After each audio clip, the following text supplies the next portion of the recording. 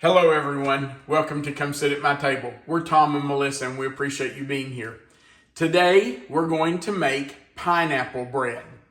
Now this recipe, I started to say it comes from one of Melissa's friends, but actually one of Melissa's friends from high school gave me a recipe for a different bread, sweet bread, and one day I just decided I wanted pineapple bread.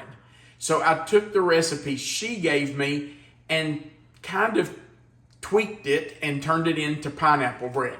So it's not really my original recipe, but I've taken a recipe that we had and changed it into this pineapple bread.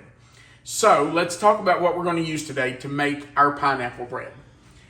We're going to use 4 whole eggs, 1 cup of oil, and I'm using canola oil. You use whatever kind you want. I'm using 2 cups or 1 20-ounce can of crushed pineapple. Let me tell you that I do prefer to use crushed pineapple in heavy syrup. I just think that heavy syrup gives the bread a little bit better flavor, a little sweeter flavor, but I can no longer find it in any of our grocery stores in our small town. If I drive 30 miles to Lexington, I can usually find it there, but I just can't find it here in our town anymore. So I'm using the crushed pineapple in 100% pineapple juice, and that's fine. And I did drain just a little of the juice off the pineapple after I put it in the measuring cup. I just didn't want to overdo it with too much juice and make our batter too thin. Then we're also using 3/4 of a cup of water. I'm using 2 tablespoons of pineapple flavor extract. Now, let me tell you that I've never used Olive Nation extract before. I could not find pineapple extract at our stores at all.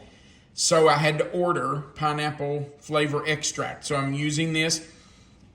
When I've used other flavorings like McCormick flavoring, I've used 3 or 4 tablespoons. But when I got this yesterday and opened it, it smells quite a bit stronger to me than what I've used in the past if I've used McCormick's or some brand like that. So I'm going to cut this to 2 tablespoons. You will just have to decide if you make it how much flavoring you want in there. I'm going to start with 2. We'll see, I may have to add more.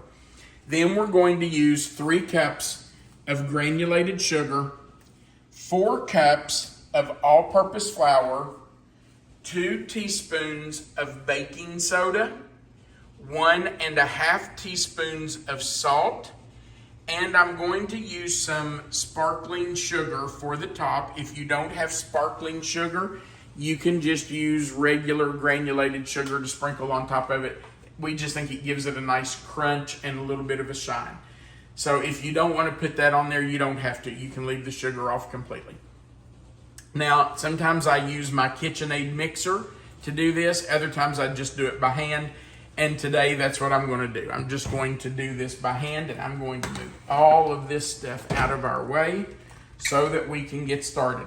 Now you do want to just put everything in the order that we have it listed here. So we're going to start with our eggs, and I do want to put those in one at a time because like I've said before, you could get a bad egg or you could get a piece of eggshell in your egg, and then you'd have to fish that out, and you don't want to do it once it's in your bowl that you're going to mix in. So just crack those into a small bowl. Make sure they're good eggs. You never know. In all of my cooking and baking, I think I've only found 2 bad eggs from store-bought eggs. And these are store-bought eggs. I'm out of fresh eggs at the moment, so I'm using store-bought eggs. All right, so we have our eggs in. We're going to add our oil and our pineapple. We just want to make sure to get all of that in there. Use my whisk here to get all of that pineapple out. You want all of that in there because that's flavor and moisture. So get it all out of there. Okay. I'm also going to add my water. You notice I'm putting all the liquids in, and then I'm going to stir those up. And last, I'm going to put in my extract. So there's 1 and 2. And that might have been 2 generous tablespoons. All right, and that really smells good. It does, doesn't it? Now, before I put in my sugar and flour, baking soda, salt, I'm just going to mix those liquid ingredients together, get those combined really well. By the way, I do have our oven preheated to 350 degrees, and these will bake for 50 to 60 minutes to start with. I'll start checking them at about 50 minutes. I'm going to put in my sugar. Don't want to overbake these. No, you do not want to overbake any bread, because if you overbake bread, it's going to be dry and hard and not very appetizing at all. Okay, now at this point, I am going to switch to a spoon. So I'm going to get rid of my whisk and start stirring in my flour. And I'll do that a little bit at a time, maybe a third of it, and just incorporate it. And you just have to, take your time, make sure it's stirred in well. It takes a little while to get that flour incorporated. Don't be like me and splash it all over the place. All right, let's add a little bit more. Another third. Now, because I'm down to my last little bit of flour, I'm going to go ahead and put in my baking soda and salt into my flour. Okay.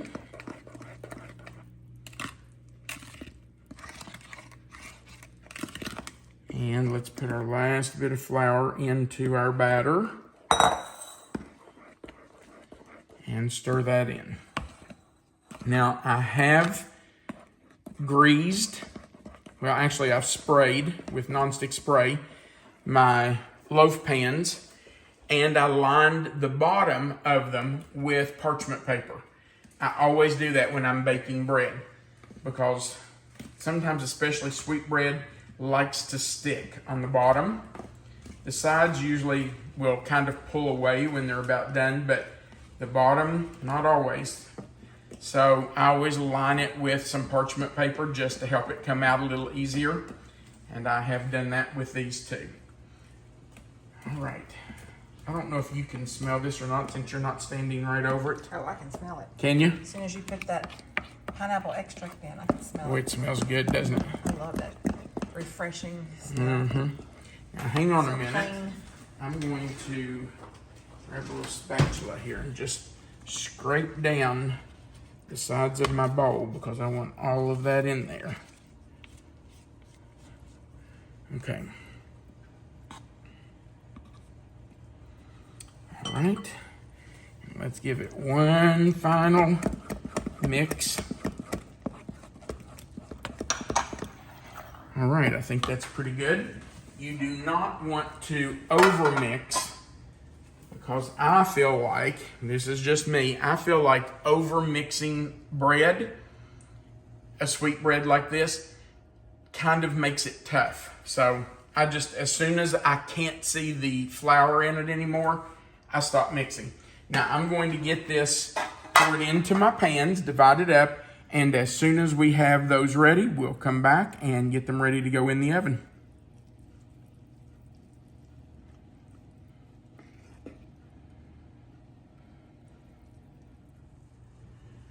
We have our batter divided between our pans, and I should have told you that we are using 2 loaf pans that are 9 inches long by 5 inches wide by about 2.5, 2 3/4 inches deep.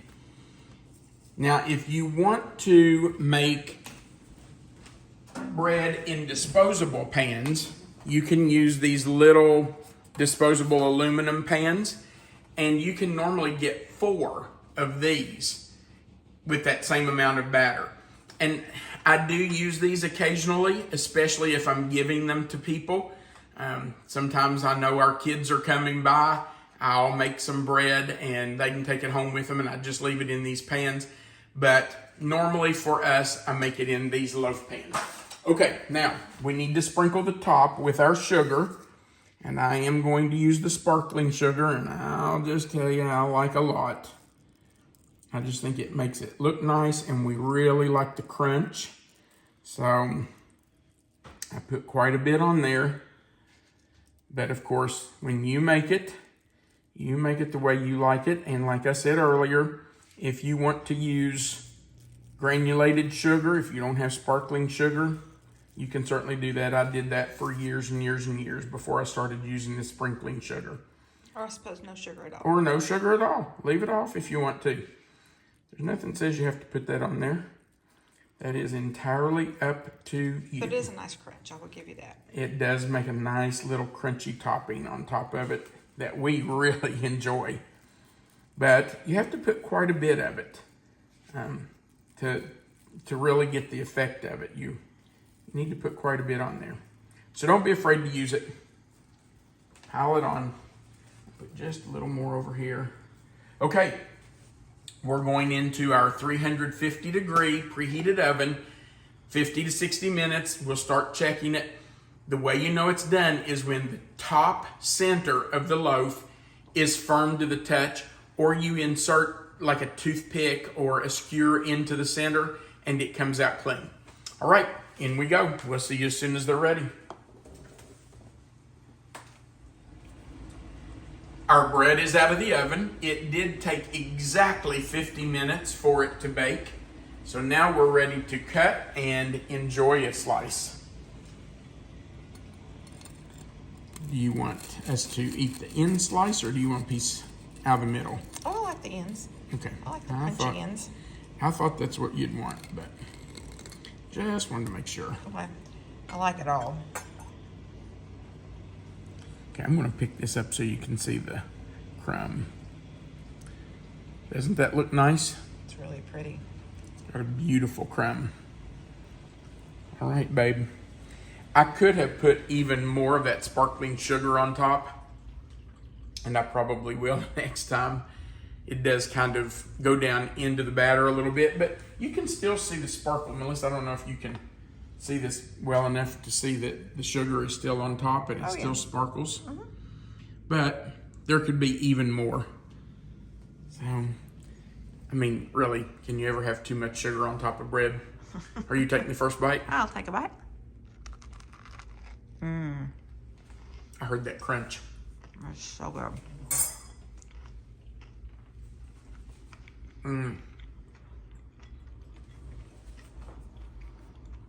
That is delicious. That really is good. I probably would put more pineapple extract in it the next time. It smelled stronger than but you can definitely taste the pineapple. Oh yeah. It's still coming through. We weren't sure about how much of it would kind of bake off. Well, I normally use 4 tablespoons, but with this being the first time I'd used Olive Nation brand, I was afraid to overdo it. Yeah, I didn't want to overwhelm it, but I would probably go back to the 4 tablespoons. That is delicious. I love the sugar on top of it. that's really good. I know somebody who's going to have a piece of this in a minute. You better believe it. All right, thank you so much for watching our video. We would appreciate it if you'd go right below the video and give us a thumbs up. If you haven't before, click that subscribe button. And remember that right under the video where you see the title of this recipe, if you'll click that title, that description box will expand. Melissa always puts the written recipe right there for you, and our contact information is right under the recipe. Then, of course, there's a place at the bottom where you can leave us a comment, and we would sure appreciate hearing from you. Thanks again for watching our video. We do appreciate it. And we want you to remember that you are always welcome to come sit at my table. Have a great day.